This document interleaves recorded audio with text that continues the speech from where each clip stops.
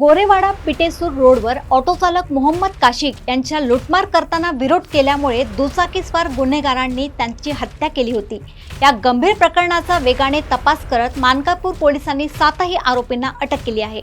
अटक करण्यात आलेल्या आरोपींमध्ये यश उर्फ गावंडे, नवीन उईके, समीर उर्फ पाजी उईके, सुलभ उर्फ राज ठाकूर, संजय उर्फ निलेश जोगी, रोहित जगदाले तसेच एका अल्पवयीन मुलाचा समावेश आहे।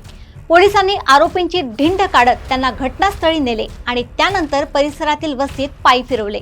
या कारवाईमागील उद्देश गुन्हेगारांच्या मनात कायद्याची भीती निर्माण करणे आणि गुन्हा करून कोणीही कायद्यापासून सुटू शकत नाही हा स्पष्ट संदेश देणे असे पोलिसांनी सांगितले।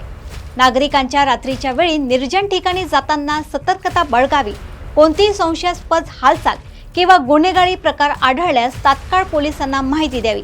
गुन्हेगारांना पाठीशी न घालता कायद्याला सहकार्य करणे ही प्रत्येक नागरिकाची जबाबदारी आहे।